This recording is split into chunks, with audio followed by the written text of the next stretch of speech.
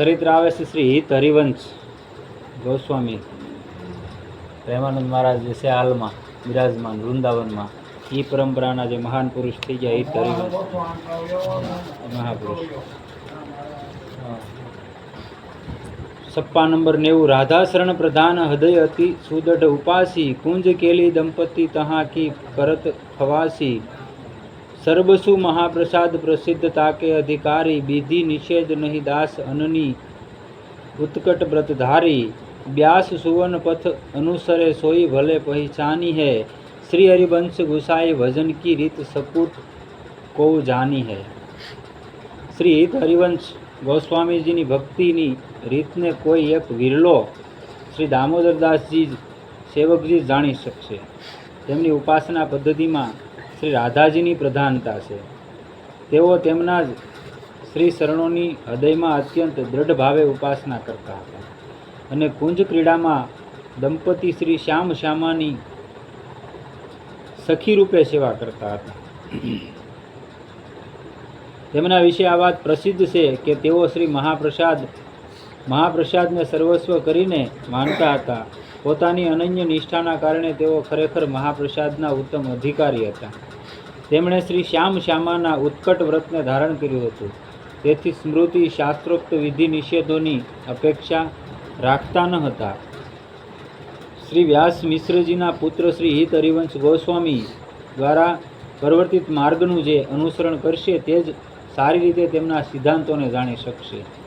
ખાલી આપણે આમ કહીએ કે આવા મહાપુરુષ થઈ ગયા, પણ એની શું ઉપાસના પદ્ધતિ હતી એ આ સંપ્રદાયમાં કોઈ માણસ જાય એને હકીકત ખબર પડે, નહીતર નો આમ ખબર પડે. આપણને એ ખબર પડે રસ પરંપરામાં મહાપુરુષ થઈ ગયા, પણ જે એની બીજા બધા વૃંદાવનમાં જાવ એટલે રાધે કૃષ્ણ જ બોલાય, રાધે રાધે જ બોલાય, પણ બધાની નોખી નોખી રીત નિરાળી છે. એમાં આની અલગ એક રીત છે હિત હરિવંશની. અને હિત હરિવંશ મહારાજ હતા એ બંસીનો અવતાર હતા. જે બંસરી હતી કે નહીં ભગવાનની, એની સખી હતા અને એનો બીજો અવતાર હિત હરિવંશનો થાય છે. શ્રી હિત હરિવંશ ગોસ્વામી સાથે સંબંધિત વિશેષ વિવરણ આ પ્રમાણે છે.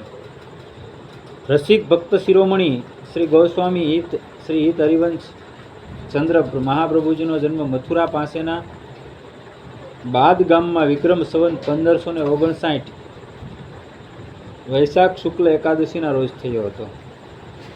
તેમના પિતાનું નામ શ્રી વ્યાસ મિશ્રજી અને માતાનું નામ શ્રી તારાદેવી હતું. વ્યાસ મિશ્રજી 9 ભાઈ હતા. સૌથી મોટા ભાઈ શ્રી કેશવદાસજી તો સંન્યાસ ગ્રહણ કરી ચૂક્યા હતા. તેમના સંન્યાસ આશ્રમનું નામ શ્રી નૃસિંહશ્રમજી હતું. બાકીના 8 ભાઈઓના માત્ર આ જ એક વ્યાસ કુલદીપક હતા. તેથી તેઓ સૌને પ્રાણોથી પણ વિશેષ પ્રિય હતા અને તેથી આમનું પાલન પોષણ પણ બહુ લાડ પ્યારથી થયું હતું. એવો સુંદર હતા અને બાળપણથી જે રાધા નામના બહુ પ્રેમી હતા.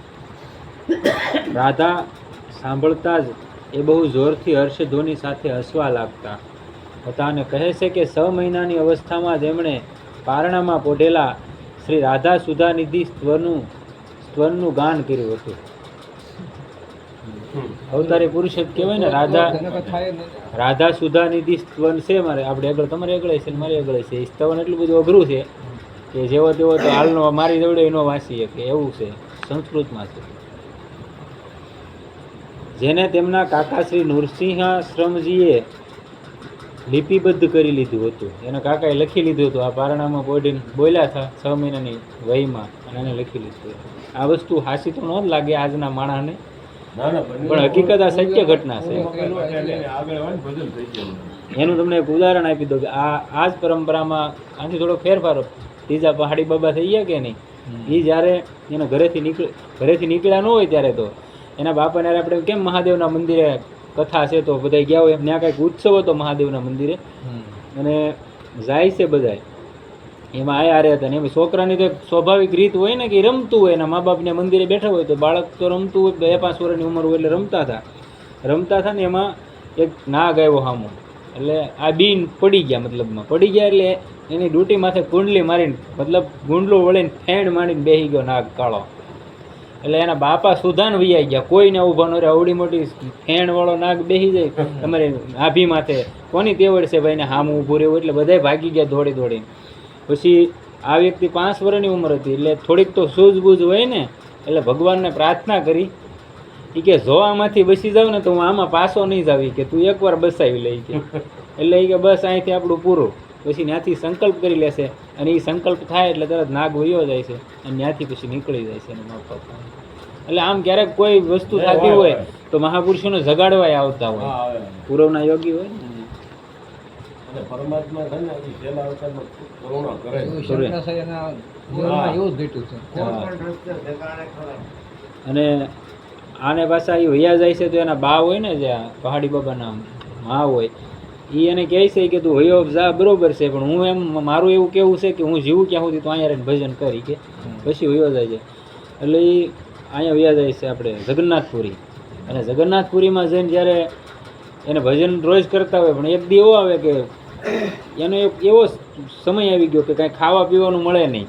અને એક ભાઈ રોજ આવે, એક જવાન, અને એને એક એ સમયનું જે નાણું હતું એ એમાંથી કંઈક હાવ સામાન્ય નાણું એને આપી દે ને. એને એમ કે થાય ખોબો ભરીને કાજુ આવે એ કે એમાંથી મારો ગુજારો હાલતો, એ ખાય નહીં. એ રોજ ભજન કરતો હોય કે હું ત્યાં રોડ કાંઠે બેઠો બેઠો એક કરીને સાઈડમાં, ત્યાં તો તે એવું બધું એટલું બધું વિકાસ નહોતો એ સમયની વાત છે. તો એમાં એક દી એવું બની ગયું કે મારું મન ન લાગ્યું ભજનમાં. એટલે એક હારે મારી બીજા માચમાં હતા, એને મેં પૂછ્યું એની કુટરીમાં તમે રહેતા, તો એણે કીધું કે તું ઘરે જાય, કે તારા માં છે ને એની તબિયત નથી સારી અને તને બહુ યાદ કરે છે એ કે. એટલે એ પછી ત્યાંથી નીકળી જાય છે ને એને ઘરે આવે ને પછી આને જોવે ને એટલે એના બાણ થોડીક આમ વોંશ આવી જાય, સાઈડમાં આવી જાય. પછી ખવડાવ પીવડાવે 10-15 દી જીવે એના બા, અને પછી દેહ છોડી જશે. પછી આ પછી ક્યારેય એને ઘરે નથી ગયા પાછા. એટલે આવા મહાપુરુષો થઈ ગયા એમ. તેમના બાળપણની કેટલી વાતો જ વિલક્ષણ છે, તેથી તેમની મહાનતાનું થોડું અનુમાન થાય છે કે એક દિવસ તેઓ પોતાના બાળ સખાઓ સાથે બગીચામાં રમતા હતા. ત્યાં એમણે 2 ગૌરશ્યામ બાળકોને શ્રી રાધા મોહનના રૂપમાં સજાવ્યા, તૈયાર કર્યા. 2 બાળકોને, એકને ગોરો બનાવ્યો, ને એકને રાધા બનાવ્યું, અને એકને કૃષ્ણ બનાવ્યો. પછી થોડી વાર પછી બંનેના શૃંગાર બદલીને શ્રી રાધાને મોહન અને મોહનને રાધાના રૂપમાં પરિણિત કરી દીધા. આ પ્રમાણે વેશભૂષા બદલવાની રમત રમવા લાગ્યા. પ્રાતકાળનો સમય હતો. તેમના પિતા શ્રી વ્યાસજી પોતાના શૈવ શ્રી રાધાકાંતજીના શૃંગાર કરીને મુગ્ધ થઈને યુગલ સબીના દર્શન કરી રહ્યા હતા. આ પરંપરામાં નામ રાધાનું લેવાય, પણ આવડા ઉપાસકો યુગલ કિશોરના જ હોય. એની ઉપાસનાની મેન પદ્ધતિ યુગલ કિશોર, રાધા કૃષ્ણની બેયની હોય. પણ આમ બોલાય ઈવડા એનું એમ સહજતાની રીત અપનાવેલી છે કે એક નામથી જ તમારું કલ્યાણ થઈ જાય. કેમ સીતારામજીના આપણે ઉપાસક હોય, પણ હવે ટૂંકમાં લેવું હોય તો કે રામ કહેતા હોય, રામ કહો ને એટલે રામ, લક્ષ્મણ, સીતા, હનુમાનજીમાં બધાય આવી જાય આ ટૂંકમાં. પણ જુગલ કિશોરની ઉપાસના એમાંય હોય, તો એમાં આપણે સીતારામ કહીએ તો શ્રેષ્ઠ હોય. પણ કાંઈ તમે બોલે કેમ સીતારામ તમારે બોલવાની એટલી બધી ફુરસત ન હોય તો રામ કહીને બકે ખરું. આ ઉપાસનાની એવી પદ્ધતિ છે. તે જ સમયે ઓચિંતું પરિવર્તન જોઈને તેઓ ચોંકી ઉઠ્યા, અને તેમણે શ્રી વિગ્રહોમાં રાધાના રૂપમાં શ્રી કૃષ્ણ અને કૃષ્ણના રૂપમાં શ્રી રાધાજીને જોયા. વિચાર્યું મારી વૃદ્ધાવસ્થાના કારણે સ્મૃતિ નષ્ટ થઈ જવાને કારણે શૃંગાર ધરાવવામાં ભૂલ થઈ ગઈ છે. ક્ષમા યાચના કરીને તેમણે શૃંગારને સુધાર્યા, પરંતુ તુરંત જ આપમેળે તે શૃંગાર પણ બદલવા લાગ્યો. ત્યારે ગભરાઈને વ્યાસજીએ બહાર નીકળ્યા અને તુરંત તેમની દ્રષ્ટિ બગીચા તરફ ગઈ. જોયું કે શ્રી હરિવંશ સખાઓની સાથે રમતા રમતા તે જ સ્વરૂપ પરિવર્તન થઈ ગયું. અને તેમણે વિચાર્યું એની સાચી ભાવનાનું જ આ પરિણામ છે. ખરેખર આ કોઈ અસાધારણ મહાપુરુષ છે. એકવાર શ્રી વ્યાસજીએ પોતાના સેવક ઠાકોરજીની સામે લાડુનો ભોગ મૂક્યો. એટલામાં જુએ છે કે લાડુની સાથે ફળ પાનના ભરેલા ઘણા બધા પડિયા થાળમાં મૂકેલા છે.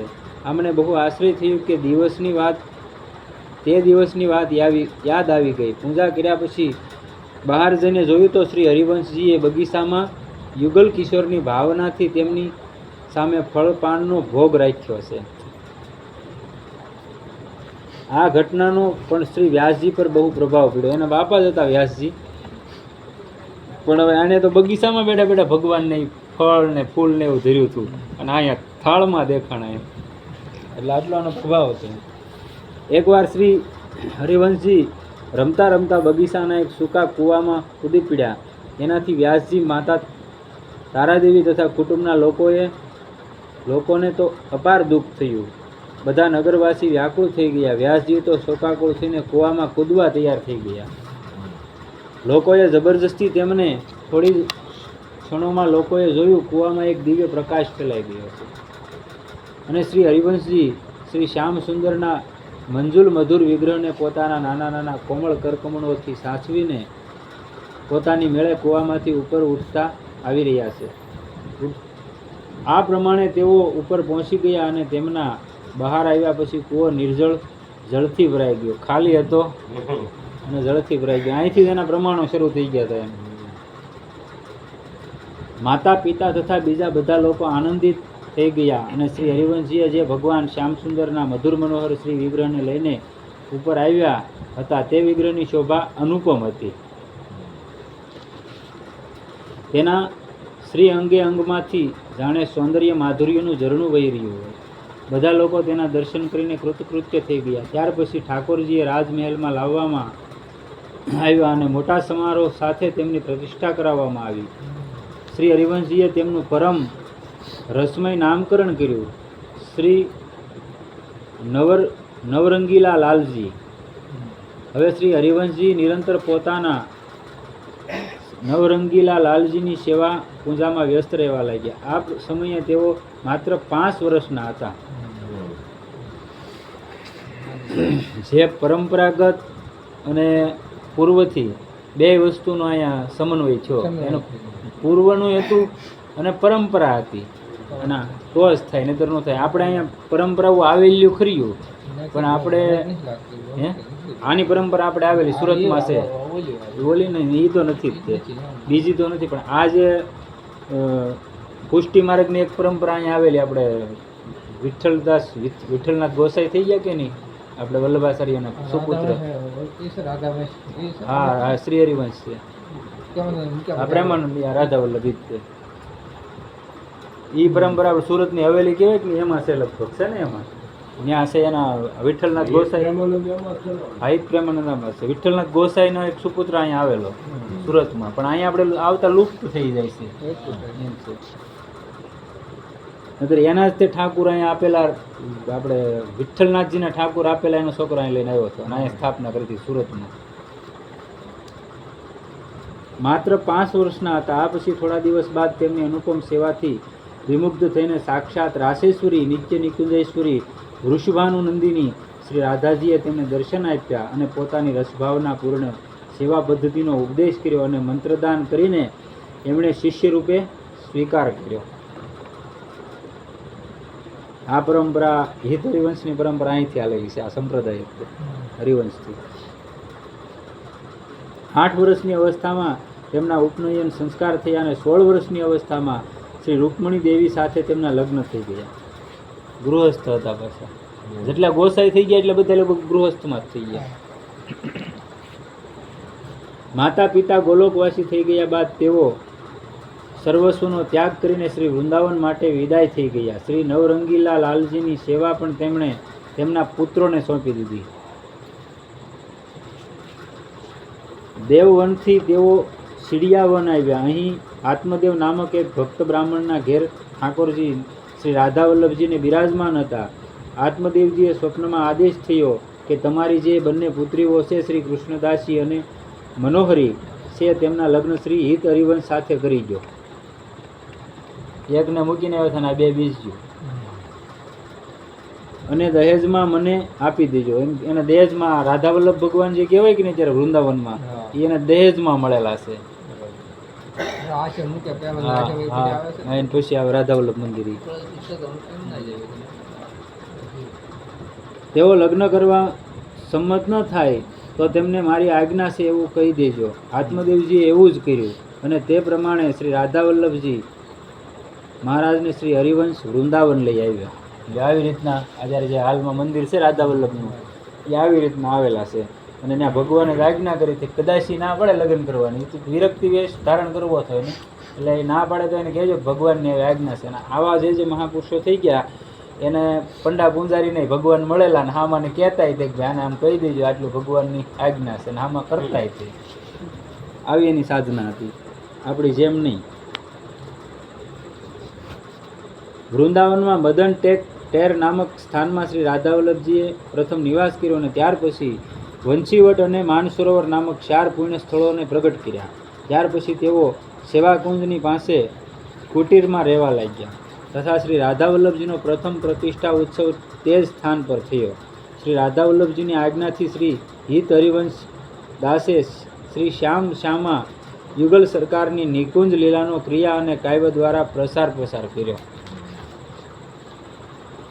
હિત 84 બધું આવે કે નહીં, આની બધી રસેલી.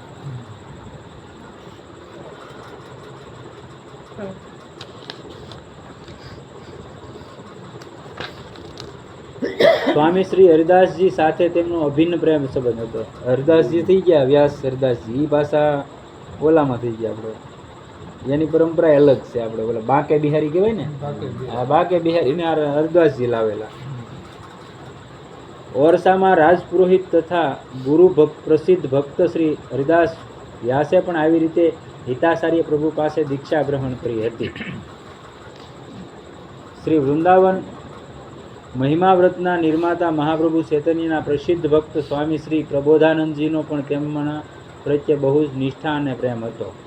આમાં એવું નથી કે ભાઈ શંકરાચાર્યના આચાર્ય હોય કે બીજી કોઈ પણ સંપ્રદાયના આચાર્ય હોય તો આમાં એ ન જઈએ કે એને ન ગ્રહણ કરીએ કે એવું નથી. એને બધાને મળેલા.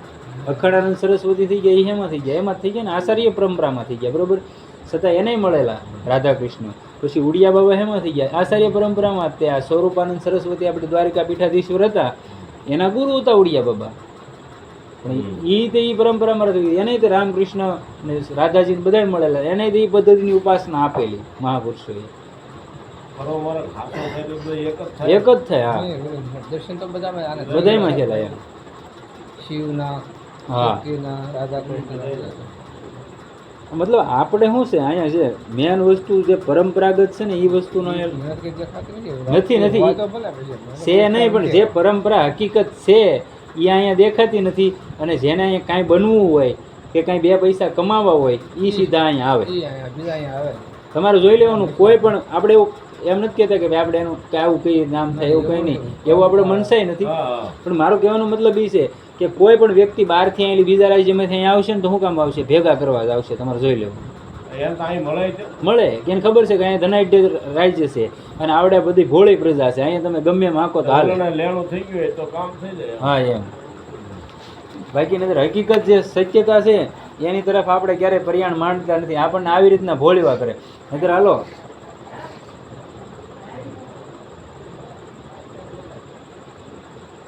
ગૃહસ્થમાં આપણે એમ નથી કહેતા અધિકાર ન હોય, પણ ગૃહસ્થ એની પ્રમાણે હોવો જો ને. એ હરિવંશ થઈ ગયા એવો ગૃહસ્થ હોય તો થાય ને, તો થાય. શ્રી ભગવાનની સેવામાં કઈ રીતે પોતાને જોડી રાખવા જોઈએ અને કઈ રીતે પોતાના હાથે સુંદર સેવા કરવી જોઈએ, આનું જ્ઞાન શ્રી હિત હરિવંશ પ્રભુજીના જીવનની એક ઘટનાથી પ્રાપ્ત થાય છે. શ્રી હિત હરિવંશજી એકવાર માનસરોવર પોતાના હાથે સૂકા લાકડા તોડી રહ્યા હતા અને તે સમયે તેના પ્રિય શિષ્ય દિવાન શ્રી નાહરમલજી દર્શન માટે ત્યાં આવ્યા. અને નાહરમલજીએ પ્રભુને લાકડા તોડતા જોઈને દુઃખી થઈને કહ્યું, પ્રભુ તમે સ્વયં લાકડા તોડવાનું કષ્ટ કેમ ઉઠાવી રહ્યા છો? આ કામ તો કોઈ કહાર દ્વારા પણ કરાવી શકાય છે. જો આવું છે તો પછી અમારા જેવા સેવકોનું જીવન વ્યર્થ છે. નાહરમલના આંતરિક પ્રેમથી તો પ્રભુનું મન પ્રસન્ન હતું, પરંતુ સેવાનું મહત્વ બદલાવવા માટે તેમણે કઠોર સ્વરથી કહ્યું, નાહરમલ, તમારા જેવા રાજસી પુરુષોને ધનનો બહુ મદ રહે છે, ત્યારે જ તો તમે ઠાકોરજીની સેવા કહાર દ્વારા કરાવવાની વાત કરો છો. મંદિર તમે ઘરે બનાવી નાખો, આનો મતલબ એ જ થાય કે તમે મંદિર તો લાખો રૂપિયાનું બનાવી નાખો, પણ મંદિરમાં તમે મૂકી ગયો પૂંજારી, તમે એની પૂજા ન કરતા. તમારા ઘરે તે ભલે તમે નાનું એવું મંદિર એ માણસ જેને અગર ધન છે એ નાનું એવું આની જેવડું મંદિર બનાવે તો લાખો રૂપિયાનું થાય કદાચ ધારે તો એવું મંદિર બની શકે, પણ એમાં મૂકે કોને? પૂંજારી. પોતે તો સેવા કરતો નથી, તો સેવા નથી કરતો તો એનું ફળ થોડું એને મળવાનું છે પૈસા દઈને? તો અને પૈસા તો આપણને ખબર છે કોણ કોણ કમાઈ શકે, ન ખબર ભાઈ? બધાય કમાઈ શકે, પણ ઈમાનદારીથી, સત્યતાથી અને એ પૈસો કેવી રીતનો ઉપયોગ કરવો અને તમારી પાછળની પ્રજા કેવી રીતનો વાપરશે. નહીંતર અરબો ખરબોના માલિક છે ને એ રોતા રોતા આવતા હોય કે હવે શું કરવું, હલવાણા. ચાલો ભાઈ, એ પીડ્યા રહે છે એ વયા જવાના છે, હા, એટલે એમ. કરવું પડે ને. પૈસા તો પડ્યા રહેવાના છે ને એ વયા જવાના છે, પણ અંદરથી ઓલી વ્યાધિ નથી જતી, તો એ શું કરવા? અને કોઈ પણ તમે છો, હું છું, કોઈ પણ મારો શીલો લંબાવો હોય ને તો હું તમને એવા પ્રલોભનો જ બતાવું કે ઘનશ્યામભાઈ આમ કરજો એટલે આમ થાય, તમારે એટલું આમ કરો એટલે આમ થાય. હકીકત સત્યતા સુધી તમે નથી ઉતર્યા અને ઈવડાય તેના પ્રલોભનથી તમને કહેતા હોય, એને કંઈક લાલચ હોય. એટલે તમે પોતે અનુભવ કરો.